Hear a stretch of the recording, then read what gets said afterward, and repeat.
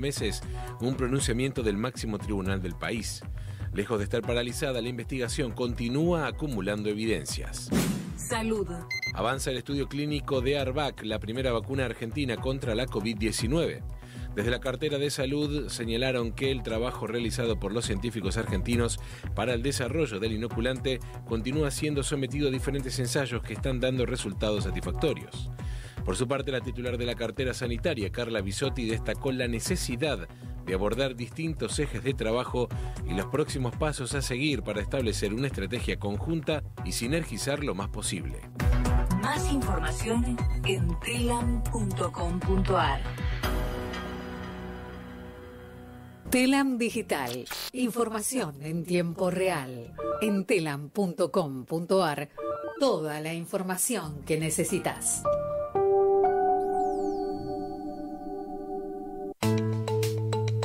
¿Cómo podemos cuidar a nuestras y nuestros jóvenes? Hagamos un acuerdo entre adultos, que las y los jóvenes no se queden en soledad. Estemos cerca para escuchar y acompañar. Que no se queden sin adultos y adultas para conversar. Promovamos encuentros entre pares y prácticas de cuidados. Generemos espacios de escucha e intercambio, sin juzgar.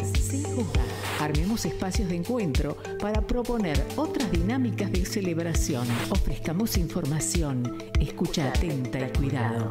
Acompañemos a las juventudes. Los cuidados son colectivos. Cedronar. Vení al Mercado Morón. Panadería, Frutas y verduras, lácteos, limpieza, carnes y pescados. pastas y almacén. Abierto de lunes a sábados de 9 a 18. Y domingos de 9 a 13. Reintegro del 40% de tu compra abonando con cuenta DNI. Mercado Morón. Avenida Perón, ex Gaona 3883. Municipio de Morón, corazón del oeste. Mandanos un WhatsApp. Mandanos Sarasa y Noticias. 11 65 16 44 46. Radiocaput.com. Estás conectado. Estás en Caput.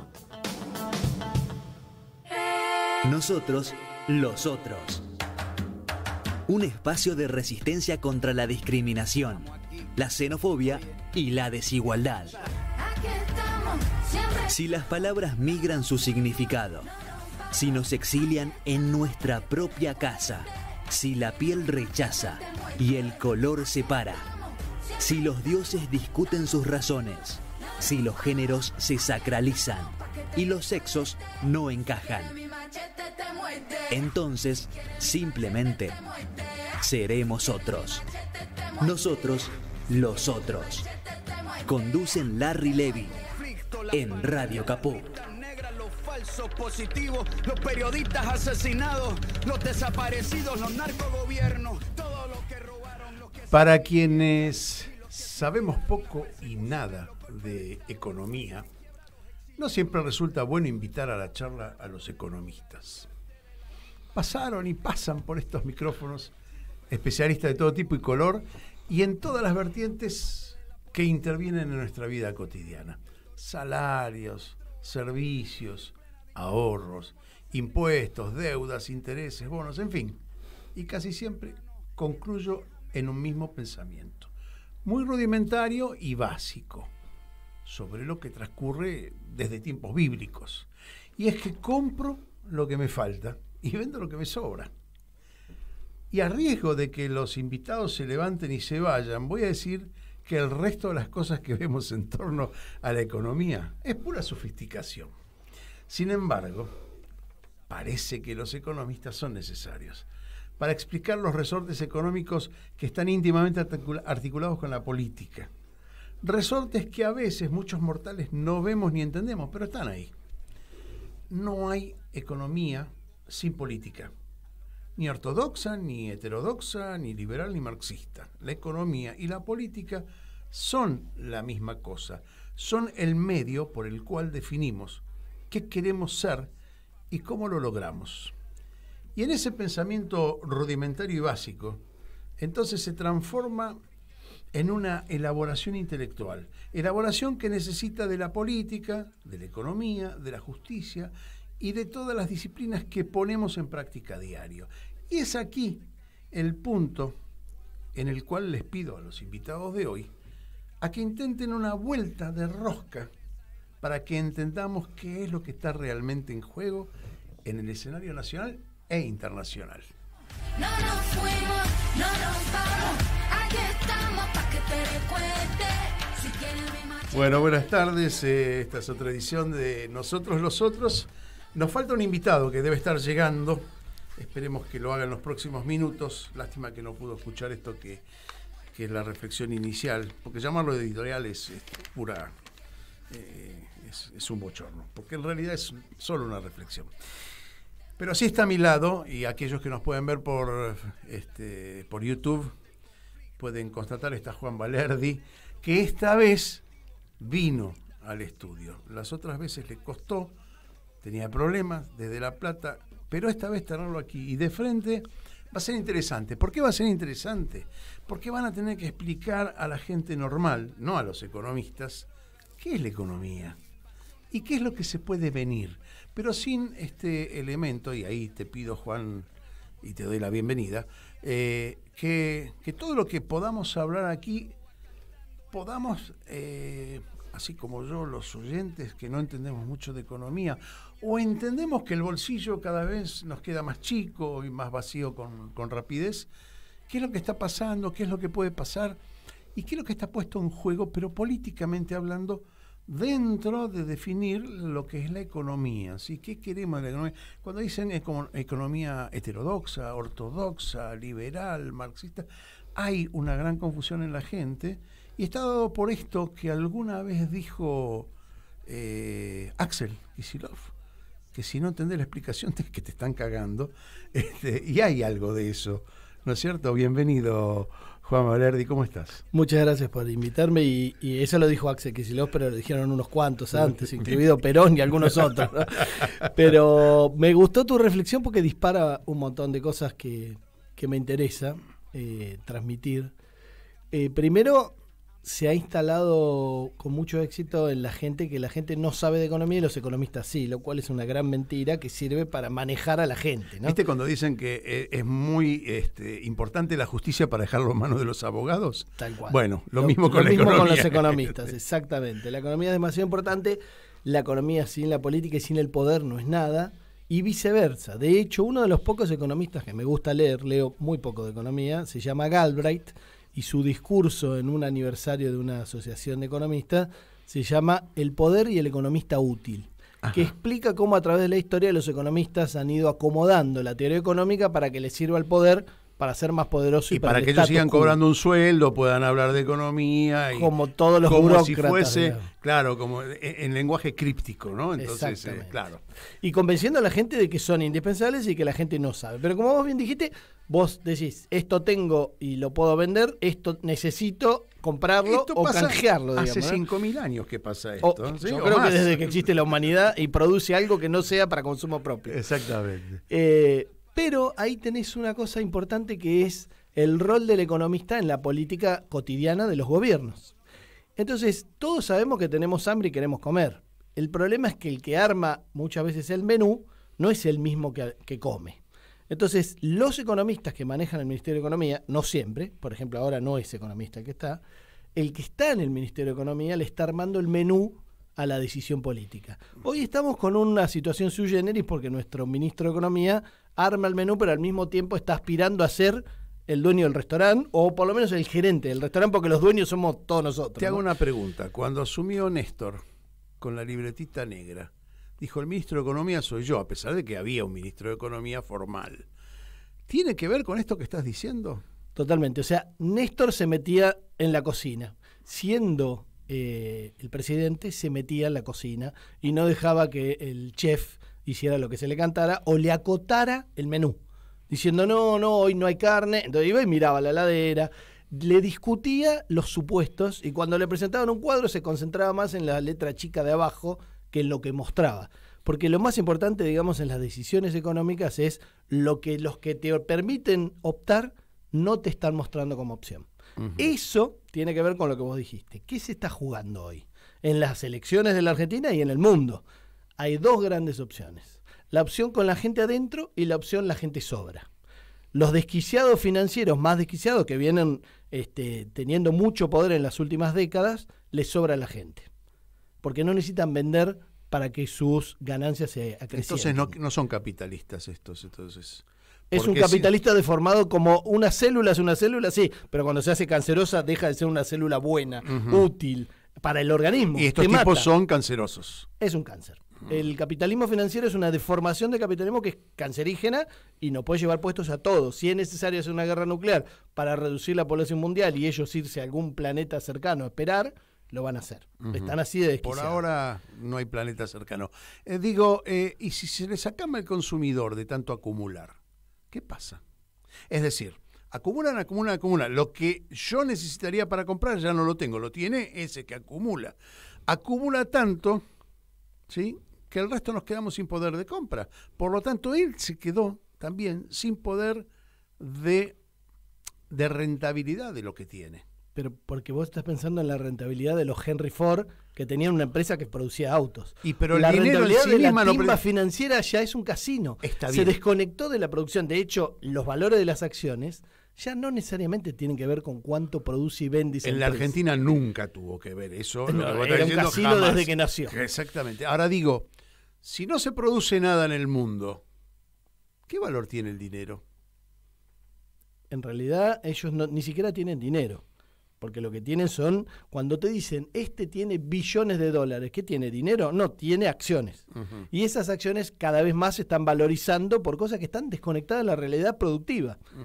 Por ejemplo, Tesla, la empresa de autos eléctricos, vende infinitamente menos autos eléctricos que los se venden en China de otras empresas y sin embargo vale muchísimo más por una serie de cosas que tienen que ver con la timba. Y que tienen que ver con un tipo que sabe aprovechar la timba, que además hacía subir y bajar las criptomonedas con un tweet y demás. Igual todavía la explicación no me alcanza. ¿Por qué te digo esto? Porque yo entiendo que el valor de mi dinero es en función de lo que yo puedo comprar, pero si no hay que comprar tampoco vale más, nada. A ver, primero te dije al revés, ¿no? Te digo, si yo no tengo que comprar, el tipo que tiene para vender no me puede vender nada porque no tengo que comprar. Ahora, él tiene mucho dinero y no tiene nada que hacer con él. Es decir, ese dinero no se puede transformar en bienes. No, es un valor simbólico en última instancia. Y es mucho mejor que eso. Es un valor de poder. Papelitos de colores. ¿A quién puede comprar? No, pero acuérdate que no tiene los papelitos. No los tiene Tienen siquiera. Numeritos en una cuenta que incluso a veces está en una guarida fiscal. Son bytes, son terabytes. No hay otra cosa. Exactamente. ¿Sí? Pero digo, pensar que el multibillonario alguna vez está viendo su poder financiero como algo que se va a convertir en comprarse una isla, varias islas o un pedazo del mundo o empresas, es un error de proyección de los que sí pensamos el dinero porque necesitamos consumir todos los días para no morirnos. ¿Te das cuenta del esfuerzo de abstracción que hay que hacer para entender esta ecuación? Porque estás tirando una ecuación donde hay poder, pero no hay con qué sostener el poder. Es como, digamos, un cuerpo sin venas, sin el sistema linfático, sin el sistema vascular. Es un cuerpo, ¿sí? Yo diría que es un tumor. Acordate que es más parecido al cáncer. Bien, bueno, entonces, pero en algún momento va a matar. Claro, lo va a matar al tipo. Y sí, pero el tumor no piensa. Ajá. El tumor avanza. Quiere decir que vamos a seguir con esta mecánica hasta que el tumor acabe con la vida del que lo porta. Bueno, eso si fueras pesimista. Yo soy un tipo optimista y pienso que hay suficientes tipos que dependen de la producción para que les vaya bien y que les gusta ver concretar su riqueza en cosas útiles y que están asustados de eso otro. Ahí te voy a hacer una pregunta. La pregunto siempre y las respuestas son relativas. Hay una desconexión entre el poder financiero y el poder industrial. Es decir, el tipo que le gusta producir, no solamente que le gusta, tiene como concepto la producción para vivir, para desarrollarse, para desarrollar su entorno, se choca con ese señor que lo único que quiere es acumular bytes, papelito. Poder. Sí, pero es un poder relativo porque no lo puede ejercer con su cuerpo. Es decir, tiene que comprar otros cuerpos, fíjate lo que te estoy diciendo, para que repriman mi reclamo. De alguna manera es lo que pasa en el mundo, ¿no? Ese poder compra al Estado en su dimensión represiva, ¿sí? Los mandatarios, las policías, las gendarmerías, para que me vengan a reprimir a mi reclamo. En algún momento, eso que le paga a esas fuerzas represivas no va a tener valor. Entonces no va a contar con esa herramienta de represión al que reclama. Probablemente ese represor físico, fáctico, ¿sí? Se va a aliar a mi reclamo. Bien, ¿sí? Eso me hace acordar cuando... Es un pensamiento muy marxista. No, pero tiene mucha realidad porque hay tipos como Mark Zuckerberg, el dueño de Facebook y otras empresas, el de Tesla y demás, que se han comprado islas y dicen, si viene un quilombo grande, por ejemplo, una guerra nuclear limitada, digamos, yo me voy ahí, tengo víveres, tengo fuerzas represivas por si vienen, tengo drones, y yo digo, los primeros que lo van a invocar son sus propios guardaespaldas, que se van a quedar con la isla y lo van a tener de esclavito a Zuckerberg. Porque una vez que se armó el quilombo, las estructuras que dicen que tener esos bytes es poder, se desarman. O sea que se acaba ese poder. Entonces o sea ese poder es simbólico. Son alacranes, claro. En el fondo se están picando a sí mismos, ni siquiera la rana, a sí mismo. Creo que es la primera vez que estamos encarando en la charla económica. Se han sentado varios economistas acá, hemos invitado a varios economistas, y es difícil explicar todo esto en términos que se puedan entender común de la gente. Quien tiene algo de formación por ahí, pero los demás somos todos neófitos en el tema, no ignorantes. Y esto que estoy planteando son preguntas que parecen tontas. Creo que no son tontas, creo que no son Dios tontas. libre. No. Podrías decirme, no vayas por acá porque no funciona. Pero bueno, estoy preguntando lo que me parece obvio, ¿sí? A un razonamiento de todos los días. Es como si fuese que yo al fiambrero y le digo, dame 100 gramos de jamón y le pago. Bueno, eso está claro como el agua. Ahora, cuando el tipo me quiere vender una feta de jamón por todo lo que me vendía, los 100 gramos, y la verdad que empiezo a cuestionar.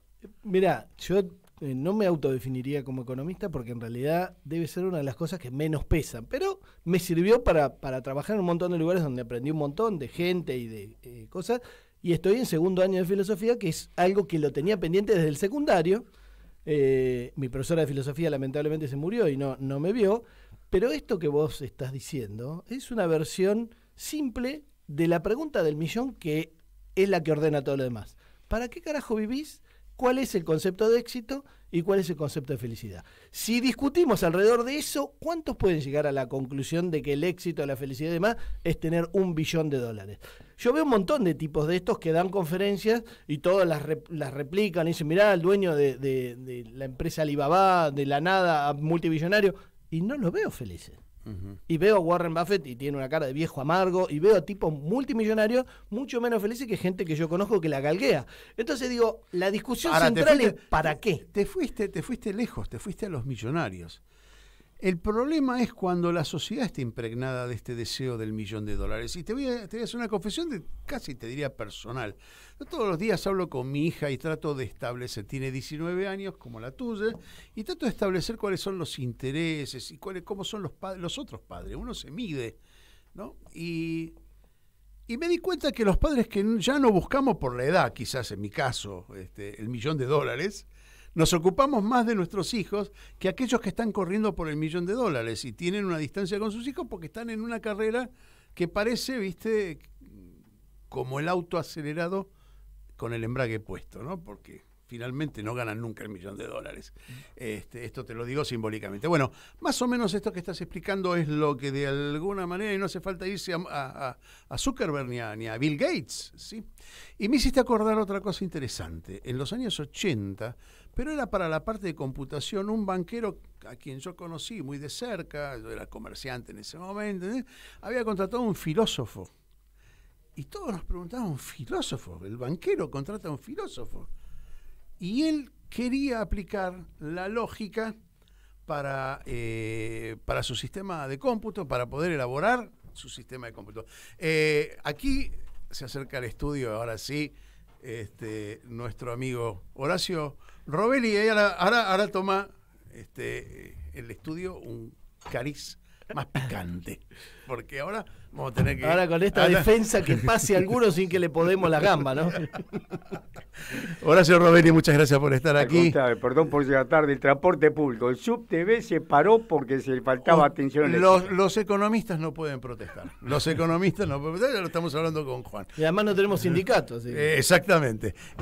Y encima él está abandonando la profesión por la filosofía, dice, así que... No la estoy abandonando. Él fue filósofo toda la vida. Estoy aprendiendo a qué usar de la economía para cosas que vale la pena. Horacio, yo decía al principio en la reflexión inicial que la economía está íntimamente relacionada con la política, que es parte de la misma cosa. Es imposible diferenciar, dividir, ¿sí? Y decía que no importa la heterodoxia, la ortodoxia, la economía liberal o marxista. Es política la economía y hacia ahí vamos. Ahora estamos viendo cómo acumulamos o dejamos de acumular. El poder simbólico o real de la acumulación, él cuestionaba, decía, bueno, hasta acá hay poder real, ¿no? Esto decías vos. En los desquiciados financieros. Sí, que en algún momento se va a terminar. ¿Vos pensás que en algún momento de tanta acumulación el poder económico va a perder ese poder que es real hoy, pero puede ser simbólico mañana y quedarse colgado de un alambre, ¿no? Porque sería eso. Larry, el filósofo es él. Yo soy un economista de pie en el piso. La pregunta que vos hacés jamás me la planteé en mi vida. O sea, la tengo que resolver ahora. Escúchame, no resolví cosas en 70 años, ¿querés que resuelva en 2 minutos? No seas cruel. La economía, o sea... Te voy a explicar por qué te estoy preguntando esto y de alguna manera él lo entendió. Tanto yo como los oyentes, son muy pocos los que deben saber de economía, como saben ustedes, en la profundidad, en la terminología. Yo decía que la economía para mí, o para nosotros, se reduce a lo que a mí me sobra, yo te vendo a vos que te hace falta, y viceversa. No pasa de ahí el conocimiento, y creo que hace 5.000 años se produce lo mismo. Lo demás es una sofisticación que le otorga valores simbólicos, porque en última instancia una acción es un valor simbólico, es un papel que dice vale tanto, pero... Ya no está ni el papel. Ya no está ni el papel, ¿sí? Ahora digo, bueno, ¿cómo hacemos? Porque, y aparte le hice la reflexión, la vuelvo a recordar, que hizo Axel Kicillof. Él me dice que ya otros economistas se la habían hecho antes, que cuando uno no entiende la explicación es porque nos están cagando. ¿Coincidís más o menos en esos...? Coincido, pero la economía es mucho más sencillo. La economía es solamente la apropiación que hace el hombre de los elementos que le brinda la naturaleza para hacerlo útil. Y del trabajo del otro, no me vas a decir no, que hace el hombre en general. Por supuesto, después existe ese plusvalor que se apropia a otro, pero el hombre en general, el hombre de primitivo que trató de apropiarse de la naturaleza para poder vivir. La caza, la pesca fueron los primeros trabajos que tuvimos. Después fue sembrar, etc. O sea, eso... Ahora, cuando yo pescaba un pescado más de lo que yo necesitaba, lo podía vender al vecino. Todavía no había plata, por suerte había trigo. O lo podía... bueno, estaba el trueque. Bueno, sí, debe haber existido, andá a saber cómo era la sociedad, debe haber existido el trueque, pero la economía es eso, es la apropiación que hace el hombre. Ahora, lo que sí vos es verdad, hay una minoría que se ha apropiado de todo. Acá en la Argentina lo demuestra claramente. Vos tenés 40% de pobres y el INDEC dio a conocer ayer que residentes argentinos tienen 248.000, según el INDEC, 248.000 millones de dólares en dólares. Y en total, en otros activos, en dólares... Eso es de los tontos porque se dejaron ver. Seguramente hay otro conglomerado de adinerados que no pudieron descubrir que tenían eso, ¿no? Está bien, eso es lo que dice el INDEC. Es un cálculo conservador del INDEC. El estimado verdadero para mí, que es el que hizo Jorge Gallero en el Cefidar, antes que lo cierren, es el doble. Un PBI pico, o sea, 480.000 millones de dólares más o menos, que tienen afuera, sin contar las cajas de seguridad y colchones de la Argentina, ¿no? Exacto, yo sin contar las propiedades, sin contar los departamentos de Miami, contando lo que tienen en liquidez y en depósitos en los bancos y en activos financieros. Es eso lo dice el INDEC. O sea, obviamente, vos tenés un país que tiene más del 40% de la pobreza, porque el último índice decía 39,2% de la pobreza, gente 40%. Que no logra consumir las calorías mínimas para vivir o para mantener a su familia, y tenés a su vez un puñado de argentinos, ¿cuánto será? El 1, 2% a lo sumo de la población que tiene esa plata afuera, ahí te entras a preguntar por qué. Entonces ahí, por eso la economía es política, viene siempre. Pará, hiciste la pregunta, ¿tenés la respuesta? Claro que tengo la respuesta. ¿La respuesta cuál es? La respuesta es: ¿por qué en 1974 la Argentina era el país más integrado de todo el continente americano? donde menos diferencia debía entre un rico y un pobre. Yo me vine a estudiar acá a Buenos Aires, me iba a ver a la calle Lavalle, a las películas de Isabel Sarli, después me iba a comer a Pipo, que todavía Mirá qué existía. confesión, ¿no? Isabel Sí, Sarli. era la diosa nuestra, vos tenés mi edad. La Libertad Leblanc, ¿no? No, pero Isabel Sarli era nuestra diosa máxima. Nuestra diosa, íbamos a ver a Isabel Sarli y después íbamos a comer a Pipo. Yo confieso que era más extranjerizante, Jane Birkin, sí. Yo la vi en la tela de Graciela Alfano, con eso me encanta. No, pero vos sos un nene. Ahora está bien, les acepto a los dos la definición, esta descripción de la realidad. Ahora empecemos a pensar, hay guita afuera, hay guita afuera. Hay guita dentro también, debajo del colchón, hay guita.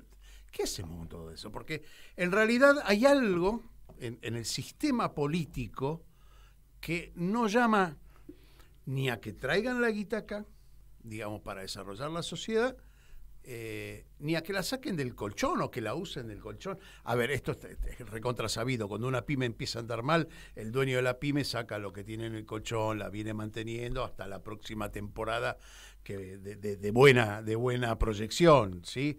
De esto ya lo conocemos.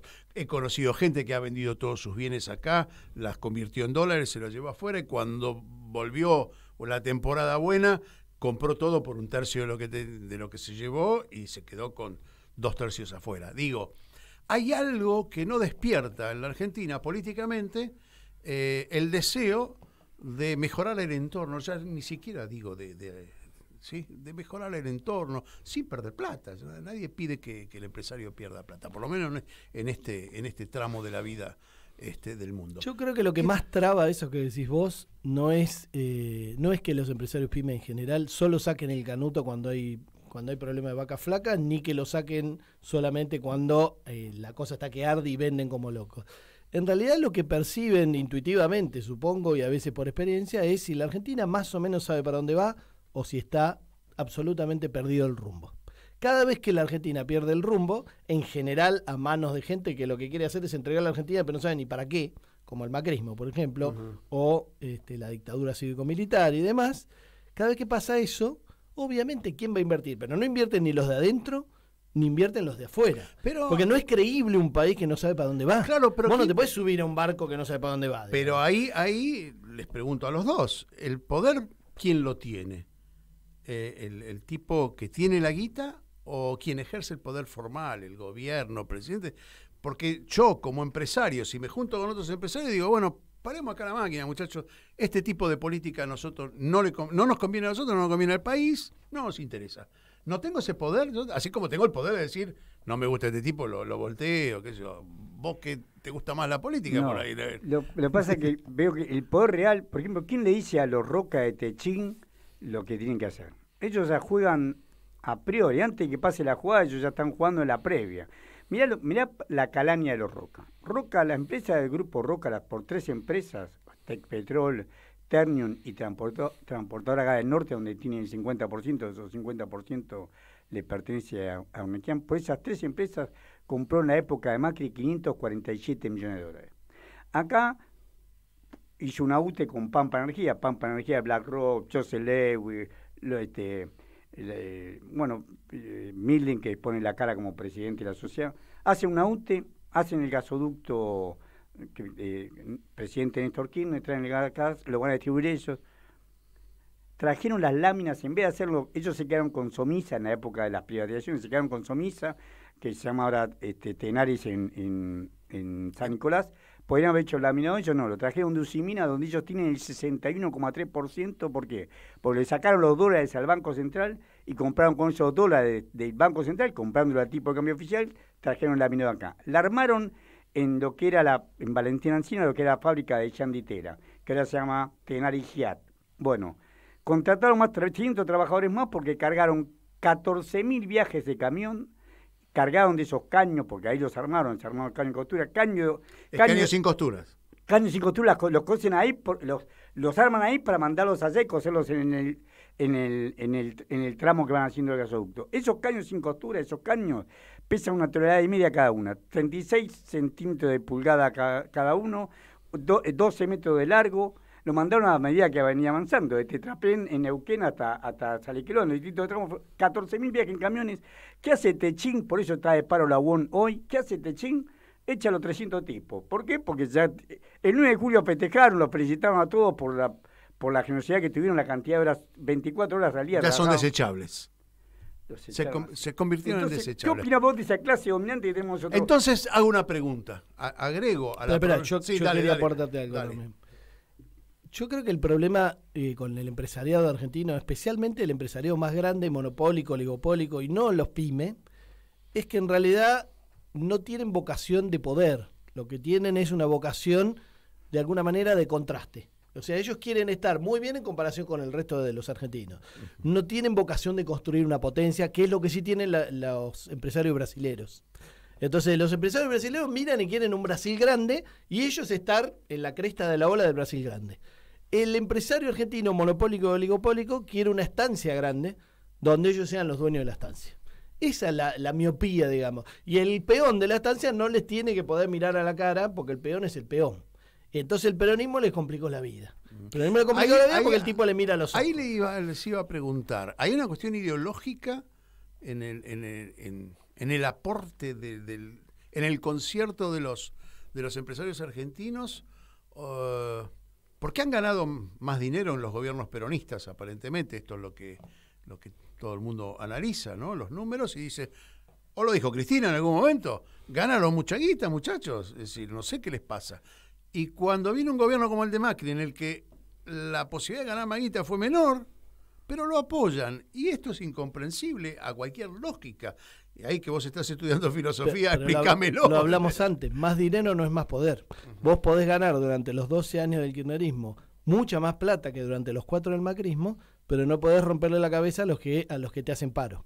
En cambio, cuando viene el macrismo, por ahí ganás menos guita, pero si alguno se encabrita, le rompe la cabeza con el palo. Pero eso rompe con la filosofía del capitalismo. Eso rompe con cualquier teoría económica. Los argentinos no son capitalistas. Ahí está. ¿Tu mirada, Horacio? Sí, estoy totalmente de acuerdo con lo que dijo Juan, es verdad. Pero yo le decía a un gran economista, se llamó Kalecki, que era un economista polaco, decía eso, que los empresarios prefieren ganar menos, pero tener la dominación de su planta, y no pensar que puede haber una comisión gremial interna o trabajadores que le impongan las condiciones a ellos. Mientras ya pongan la regla de juego, impongan las condiciones, prefieren ganar menos, esto dice Kalecki, prefieren ganar menos, pero que se cumpla su orden, sus objetivos, su criterio. Y lo que dijo Juan es verdad, tiene una visión muy pequeña, una visión de patrón de estancia. Sí, bueno, a ver, volvamos a la esclavitud, más o menos una esclavitud sofisticada, si pudieran lo harían. Moderna, si pudieran. Miralo a Gerardo Morales, que Gerardo Morales es un simple contador de los ricos. Sí, sí. Mirá es un intermediario de la cuestión, un ejecutor. Pero no duda en sacarle un ojo a 5 muchachos, en pegarle a 10 metros con una... Igual le tienen miedo, igual le tienen miedo a la aglomeración, vamos a ponerlo así, a la expresión popular. Por lo que dice Juan, nunca quisieron que los negros tengamos derecho. Pero fíjate vos que cuando les tocó reprimir en serio, como a Patricia Bullrich, en un momento tuvo que recular y tuvo que decir no podemos reprimir tanto. Hay ahí problemas que tienen que ver con, digamos, con el crecimiento del niño argentino, digo, en el sentido de criar un ser, educarlo, y me parece que ahí hay fallas en la maternidad y en la paternidad. Tenemos que hacer una pausa, esto lo exige el ritmo de la radio. Vamos a una pausa y ya volvemos con nosotros los otros. Enseguida volvemos con Estamos aquí. Nosotros los otros. Estamos aquí. En Radio Capó. Estamos aquí. Mandanos un WhatsApp. Mandanos Sarasa y Noticias. 11 65 16 44 46. Noticias. Política. El presidente remarcó que la inmensa mayoría de los países de la CELAC condenó la guerra en Ucrania. Así lo afirmó en la conferencia de prensa de cierre de la tercera cumbre de jefes y jefas de Estado y Gobierno y la Unión Europea CELAC, celebrada en Bruselas, Bélgica. Además, el mandatario remarcó la importancia de la cumbre. Entiendo que fue muy importante, muy muy ambicioso el encuentro y que ha colmado claramente las expectativas con las que vinimos muchos. Hacía mucho tiempo que Europa y América Latina y el Caribe no se reunían y logramos reunirlos después de 8 años, a CELAC y en la Unión Europea, pero yo recuerdo que allá en el año 2006, cuando se hacían las reuniones de América Latina, el Caribe y Europa, en Viena participé de una reunión y pasaron tantos años y nunca pudimos lograr tantos puntos de acuerdo como lo que hemos logrado ahora. Economía. A causa de la sequía, el nivel de actividad económica retrocedió en mayo 5,5% interanual. Así lo informó el INDEC, afectado esencialmente por la caída del 43,8% del sector de agricultura, ganadería, caza y silvicultura a causa de la sequía. Además, el estimador mensual de la actividad económica registró en mayo una merma del 0,1% respecto a abril, con lo que el acumulado de los 5 primeros meses del corriente año reflejó una baja del 1,3%. Mendoza. Miles de personas disfrutan de la nieve. Llegaron 123.000 turistas que ocuparon la provincia en un 85%. En tanto, en la zona sur de San Rafael y Malargüe, la ocupación es del 95%.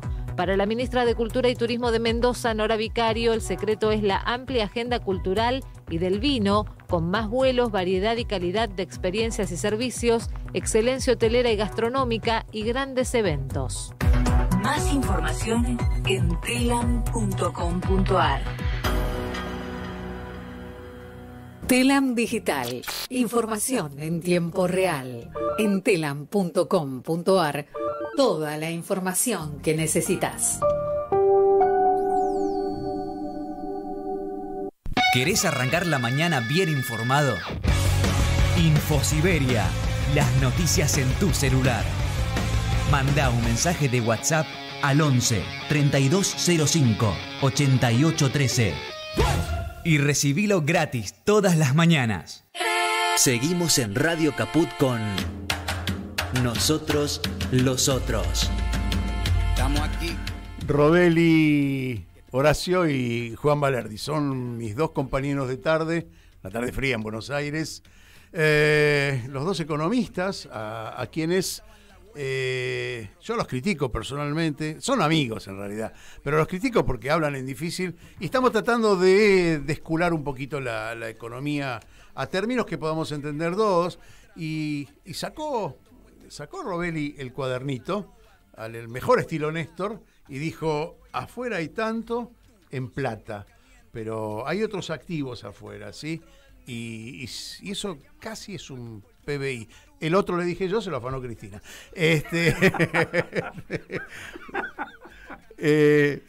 A ella te contestó ayer. Dijo, mira, buscaron, no había ningún K. Horacio, decime una cosa. Hiciste una pregunta, ahora te pido que la respondas vos también. ¿Por qué un litro de leche está más caro que un litro de nafta? En la Argentina ahora, cosa que no ha pasado. Y esto es... Nosotros lo que vemos claramente es por qué el Estado tiene que tener una función indelegable en la economía, porque el Estado tiene que regular, establecer la regla de juego. Esto del liberalismo es meter en el gallinero a la zorra y a la gallina y decir a los dos que se porten bien.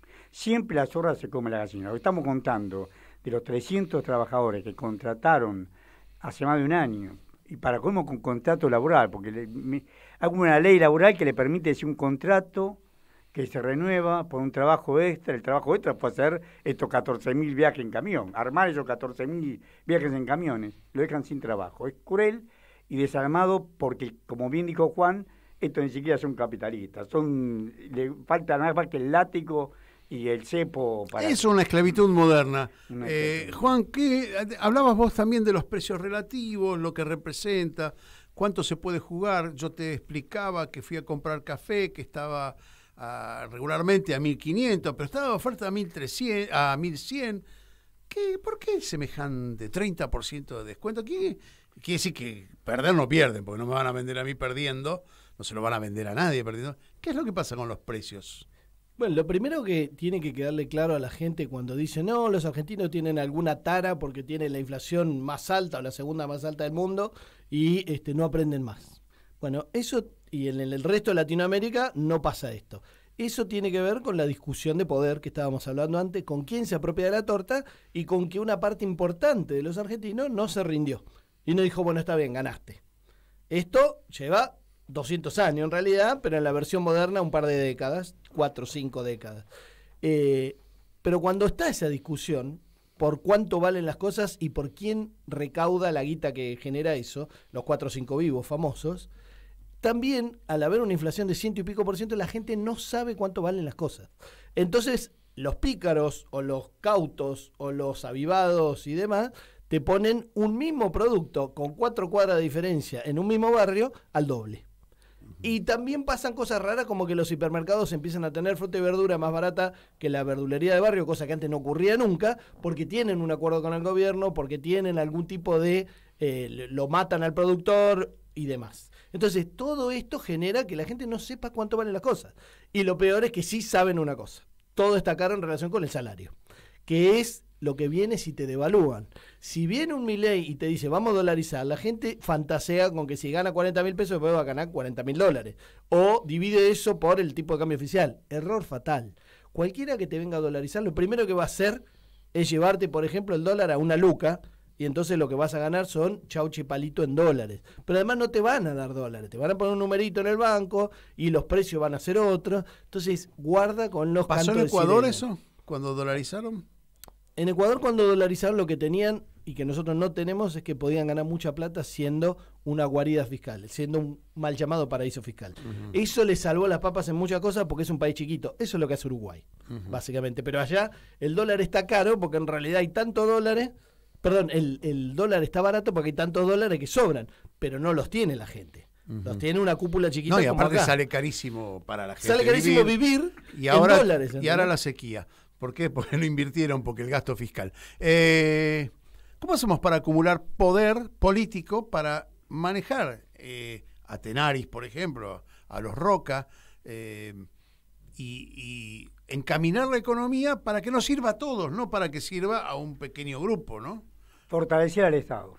Al revés. Bueno, pero pará, yo te pregunto cómo, porque en realidad que yo salga a militar, que yo salga a acumular gente en la calle puede ser, pero en este momento estamos desmovilizados, estamos sin poder, el poder político de un lado y del otro, porque la derecha tampoco tiene como gobernar en este contexto donde no hay plata. Es un error pensar que ellos van a gobernar fácilmente. No hay plata, nadie nos presta plata. Después de lo que hicieron con Macri, ¿no?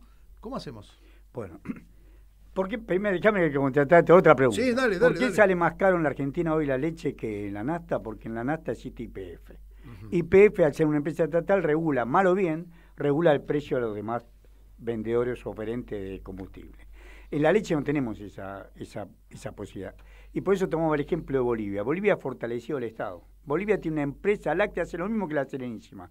Lleva los camiones, te le va a comprar a los tamberos, le ofrece un precio, hay empresas privadas también, le ofrece un precio, el tambero sí acepta, va, pasteuriza la leche, la fracciona, la distribuye. La Serenísima, por eso te cobra 3 veces más. Le paga al productor 100 pesos y te vende la leche a vos 300 pesos. Y no es la misma leche, porque encima la leche le meten agua, bueno. Pero pongamos que la misma leche triplica el precio. La Serenísima Paulina se ponen de acuerdo, son 5 o 6 empresas, se ponen de acuerdo. Carterizan el precio de la leche. En cambio, si fuera una empresa estatal, Lácteos Bol, o sea, Lácteos Arc sería una empresa estatal, seguramente que el precio sería 150 pesos. 100 pesos serían 50% más. A lo sumo, 150 pesos. Y no 300 como ahora. Este es un claro ejemplo de lo que tiene que hacer el Estado. ¿Cómo se fortalece el Estado? Es verdad, fortalece el Estado con acciones. Kirchner sacó 22% de los votos. Y después todos, yo no lo voté. Y sin embargo después nos hicimos todos kirchneristas. ¿Por qué? Porque vimos que él accionaba en defensa del mercado interno. Él decía, ¿cuánto tiene que ser la paritaria? La inflación más 2 puntos. Echó a los jueces de la Corte Suprema Menemí. Pero no nos olvidemos que la derecha en ese momento también no tenía la fuerza, no había acumulado fuerza. ¿Sí?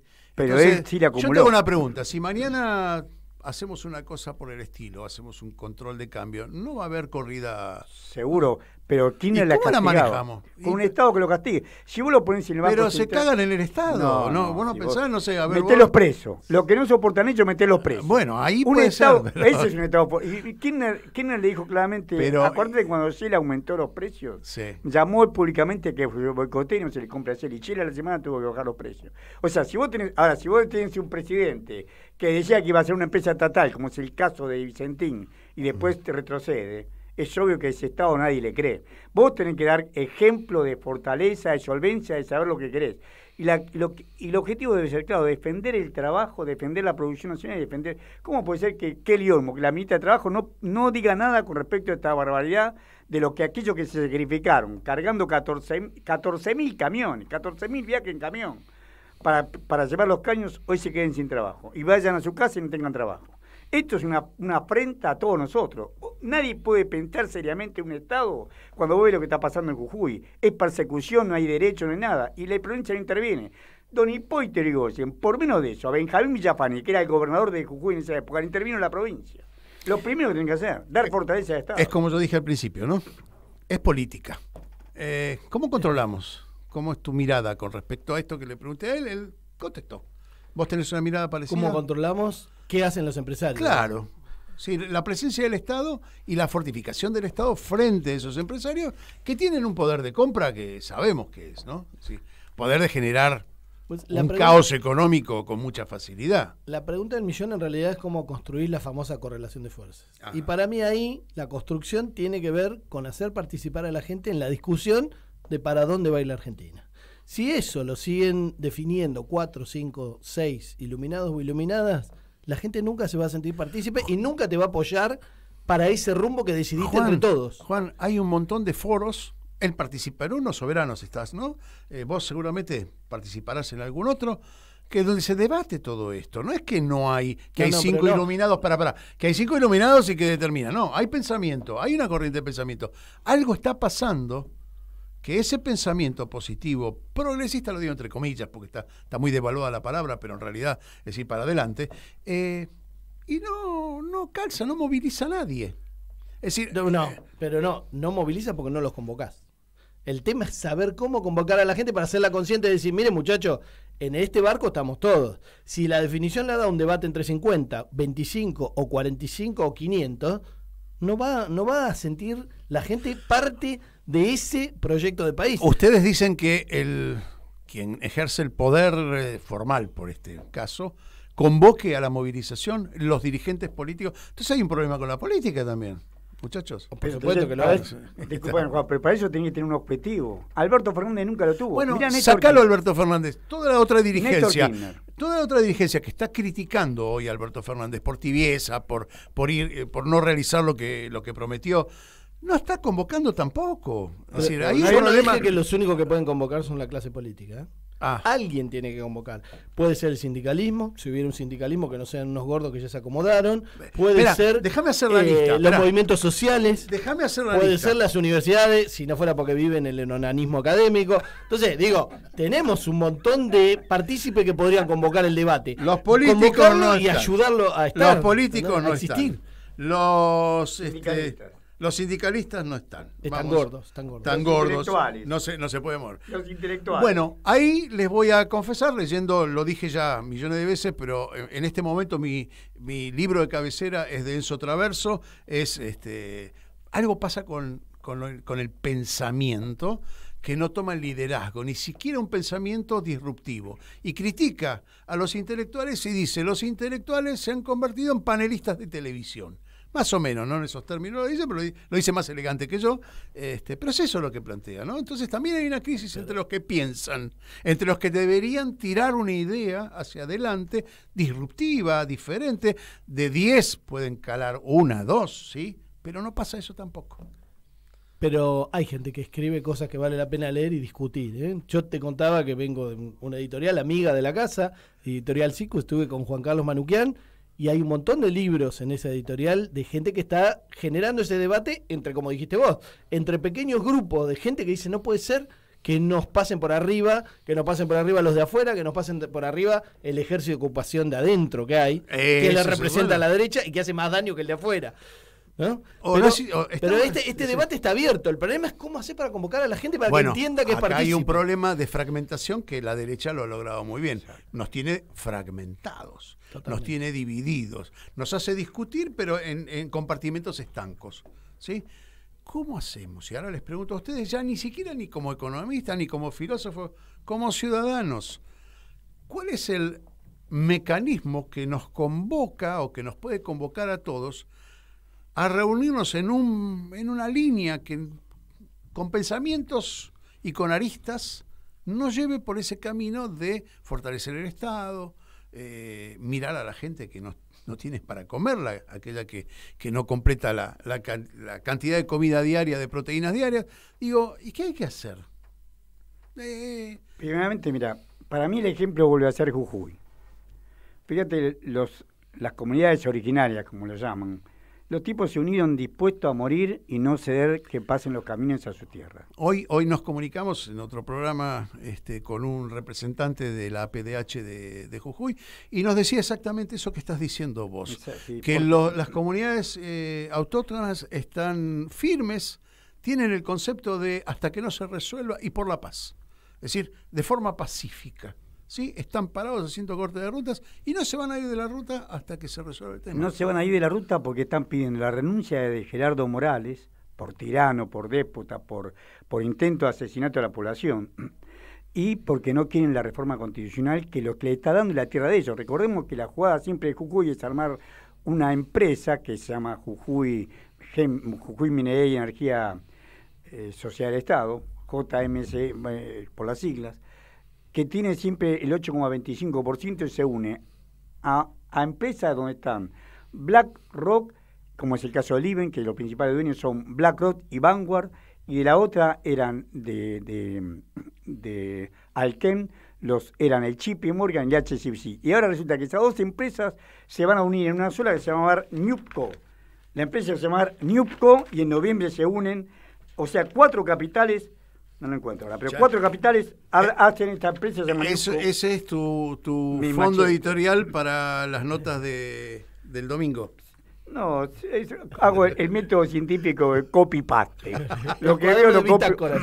Escúchame, fíjate un cuaderno re humilde. Pero con eso no vas a poder ir a la luna, con el cohete. Te juro, lo mío siempre fue tratar de volar bajo. Volar bajo, armaron una empresa.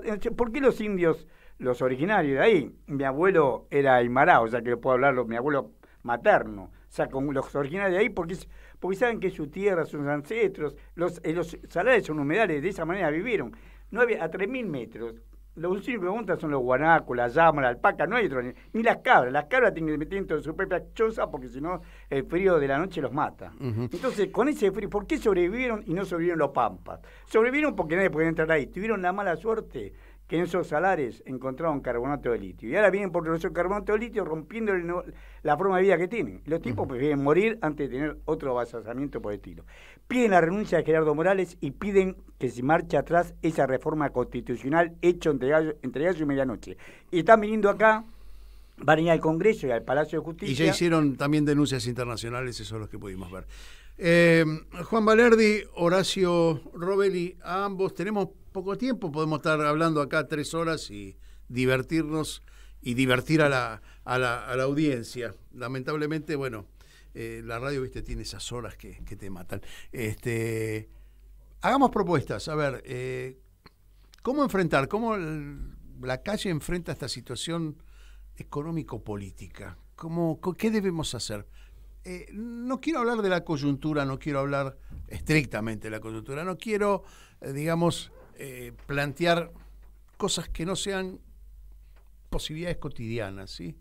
Pero quiero que me rinda el bolsillo, quiero caminar por la calle tranquilamente, quiero construir un lugar donde me enorgullezca dejar a mi hija, o mis hijos, porque tengo otros 2 más, en un mundo un cachito más justo, ¿no? Es difícil. Mira, el otro día hablaba de un tema que me apasiona, que es la inteligencia artificial, y ahí me enteré que en el aprendizaje, mucho más importante que lo que uno lee o escucha, es lo que uno debate. Y lo que ha logrado la derecha en una instalación de muchas décadas, y en especial con este tema de la grieta y demás, es que la gente no se escuche y no debata, que se pelee, que haga esto que hacen los panelistas que decías vos de televisión, muchos intelectuales y demás, que es gritarse sin discutir, sin debatir, y segmentan y divide y reinarás. Entonces lo primero que tenemos que hacer es escuchar al otro, a todos los otros, y tratar de entender todos que si no nos unimos para ver qué hacemos con la Argentina, nos van a invadir lentamente, ayudado por el ejército de ocupación que hay en la Argentina, y nos van a saquear, y nosotros vamos a sobrar. los argentinos vamos a sobrar. Como mínimo, la mitad de la población con el proyecto de la derecha y la otra mitad queda en estado de esclavitud feudal, que en la Argentina no llegó a tiempo, pero la van a instalar ahora. Así que hay que debatir, hay que escucharse y hay que bajar el ego un poquito y decir, tengo mucho para aprender del otro y tengo mucho para compartir de lo que yo sé. Horacio. Para mí el ejemplo es Néstor Kirchner, y no vengo del peronismo, o sea, para mí el ejemplo es Néstor Kirchner. Todo lo que a mí me gusta, te voy a parar. Cuando dice yo no vengo del peronismo, ¿de dónde venís?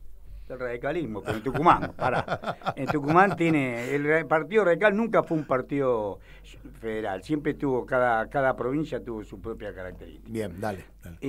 No, lo digo porque todo el mundo dice yo no vengo de acá, yo no soy de acá, pero coincido con eso y no te dicen de dónde estuve 24 años afiliado al Partido Radical, ¿puedo seguir hablando?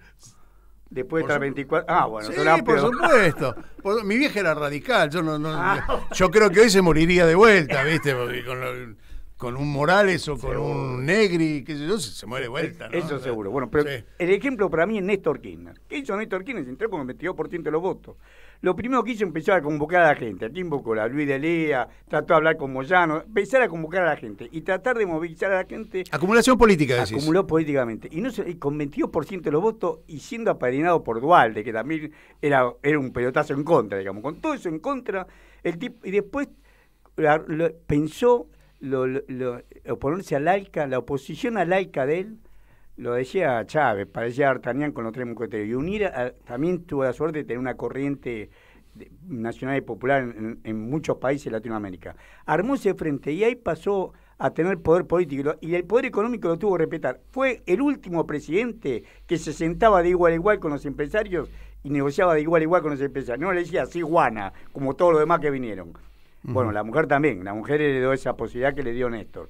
Néstor, recordemos siempre este ejemplo, la carne habían logrado tener un fuerte cupo que tenían que respetar para exportar, habían exportado mayor que el cupo en el segundo semestre del año 2005, no le dejó exportar un solo gramo de carne en todo el primer semestre del 2006. Eso es poder político, eso es poder utilizar al Estado y castigarlo, mandarle inspecciones, permanentemente fiscalizaba a las empresas. Entonces los tipos sabían que con quién no se jugaba y que tenía un Estado que se respetaba y se hacía respetar. Ese debe ser el camino. ¿Juan? Coincido en que Néstor sabía construir poder, sabía usar el poder, usar el Estado para ponerle los puntos a los muchachos y eso lo respetaban. Obviamente el problema de Néstor era que tenía 50 pelotitas en el aire jugando él solo y se lo llevó puesto la salud, digamos.